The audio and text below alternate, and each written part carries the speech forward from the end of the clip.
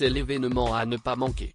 Avec ses chansons entraînantes, ses chorégraphies surprenantes et ses costumes extravagants, le Eurovision est devenu l'un des rendez-vous musicaux les plus attendus de l'année. Un an après la victoire du groupe ukrainien Kalush Orchestra à Turin, le célèbre concours de la chanson européenne est de retour à Liverpool, en Angleterre. Un événement qui sera suivi par plus de 200 millions de téléspectateurs aux quatre coins du globe. En attendant de découvrir le nom du gagnant, Gala FR vous propose un tour d'horizon de cette édition 2023. Eurovision 2023, où se déroulera la 67e édition ? Habituellement, le vainqueur de l'édition précédente organise le célèbre concours dans son pays.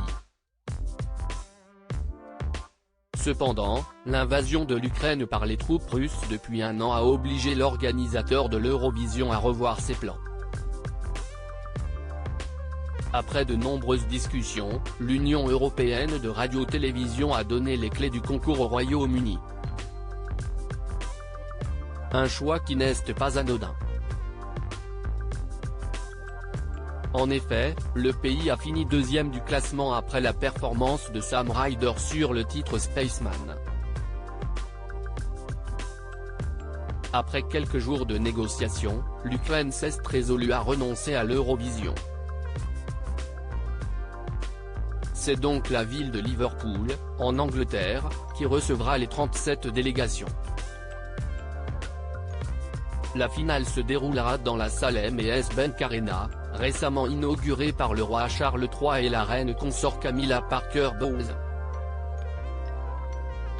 Eurovision 2023, combien y a-t-il de pays en compétition ? Cette année, 37 pays vont tenter de remporter la 67e édition de l'Eurovision. Voici la liste complète: Albanie, Allemagne, Arménie, Australie, Autriche, Azerbaïdjan, Belgique, Chypre, Croatie, Danemark, Espagne, Estonie, Finlande, France, Géorgie, Grèce, Irlande, Islande, Israël, Italie, Lettonie, Lituanie, Malte, Moldavie, Norvège, Pays-Bas, Pologne, Portugal, Roumanie, Royaume-Uni, Saint-Marin, Serbie, Slovénie, Suède, Suisse, République tchèque et Ukraine. Eurovision 2023, comment s'organisera la compétition ? Pour cette édition 2023, le Eurovision se déroulera en 3 temps. En effet, une première demi-finale est organisée le 9 mai prochain. Au cours de cette échéance, 15 pays s'affronteront dans cet ordre de passage. Norvège, Malte, Serbie, Lettonie, Portugal, Irlande, Croatie, Suisse, Israël, Moldavie, Suède, Azerbaïdjan, République tchèque, Pays-Bas et Finlande. Les participants seront départagés par un jury composé par des représentants de l'Allemagne, la France et l'Italie.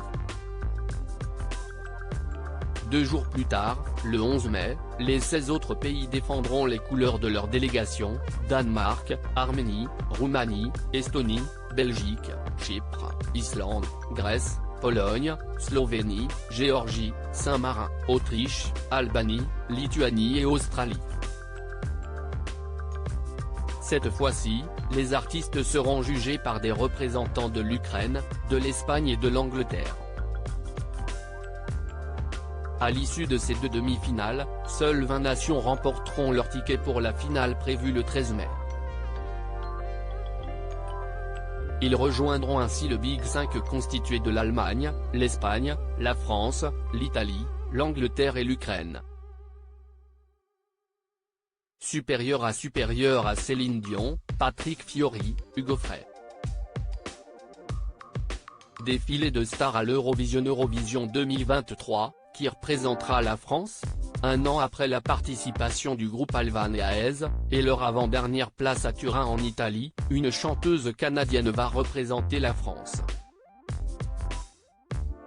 la Zara portera les couleurs tricolores et tentera de remporter la 67e édition de l'Eurovision avec le titre électropop évidemment, composé par Barbara Pravi. Discrète sur son origine et son parcours artiste, l'artiste s'est fait connaître du grand public grâce à son titre Tu t'en iras et son album Traîtrise sorti en 2021. Malgré une promotion compromise en raison de problèmes personnels, la chanteuse est plus que jamais déterminée à soulever le trophée. Si est-il la dernière ligne droite et je suis plus que jamais déterminée à porter avec fierté et amour les couleurs de la France.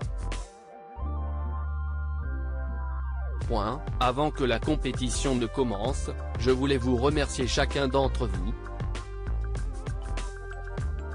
pour votre soutien, votre amour et vos messages. A-t-elle écrit sur Twitter, le 26 avril dernier.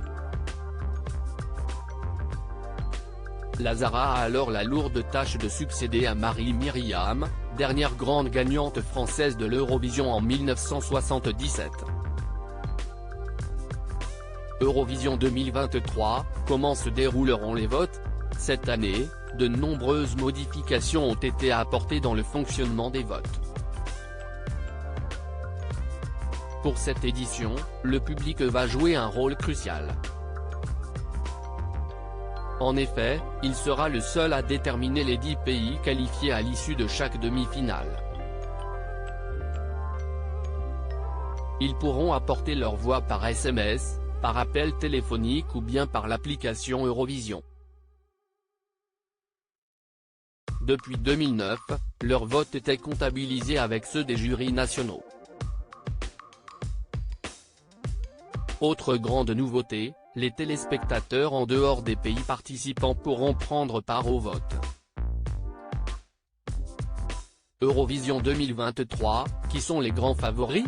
Selon les bookmakers, certains pays tirent déjà leur épingle du jeu. Comme l'ont révélé nos confrères de Pure Média, la chanteuse suédoise Loreen serait en tête de liste. Cette dernière a déjà remporté l'Eurovision en 2012 avec son titre Euphoria. Elle serait suivie de près par la Finlande, l'Ukraine, la Norvège et Israël. Quant à la France, à l'heure actuelle, elle se positionnerait à la 9e place du classement. Les pronostics seront-ils justes? La réponse dans quelques jours. Crédit photo, Slam Photographie, FTV.